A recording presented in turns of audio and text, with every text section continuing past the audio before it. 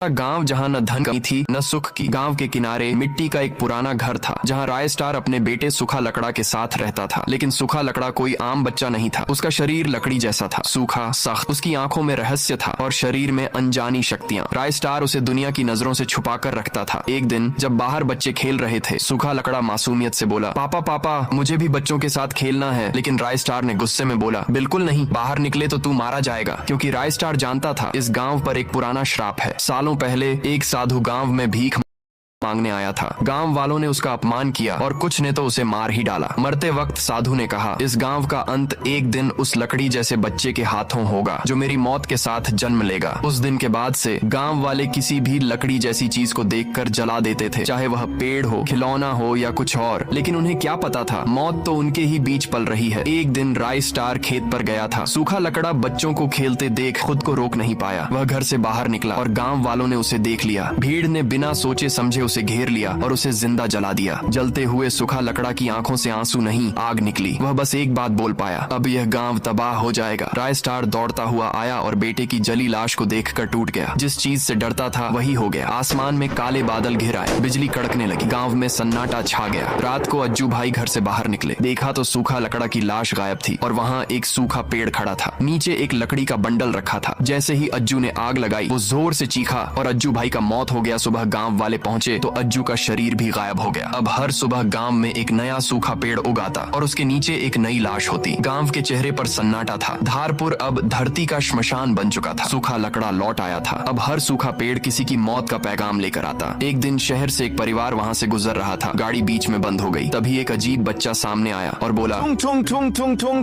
और वो बच्चा एक सूखा पेड़ बन गया। परिवार मौके पर ही मर गया। स्टार अब अकेला बचा था। वह सूखा लकड़ा के पास गया और रोते हुए बोला, बेटा ये तुम क्या कर रहे हो? सूखा लकड़ा गुस्से में बोला, इन्हीं ने मुझे जलाया, अब सब जलेंगे। और राय स्टार पर वार कर दिया। जब राय स्टार को होश आया तो उसने देखा सारा गांव फिर से जिंदा था। न कोई सूखा पेड़, न कोई लाश। अज्जू और ज्ञान मुस्कुराते हुए बोले, क्या हुआ भाई? राय स्टार हैरान था। जो मर चुके थे वे जिंदा कैसे हो गए? रात में बादल गरजता है और राय स्टार घर से बाहर निकलता है। आसमान की तरफ देखा, उसके पैरों तले जमीन खिसक गए। सैकड़ों सूखे पेड़ आसमान से गांव की तरफ बढ़ रहे हैं। अब सवाल ये है, क्या राय स्टार धारपुर को बचा पाएगा या पूरा गांव सूखा पेड़ बन जाएगा? अगर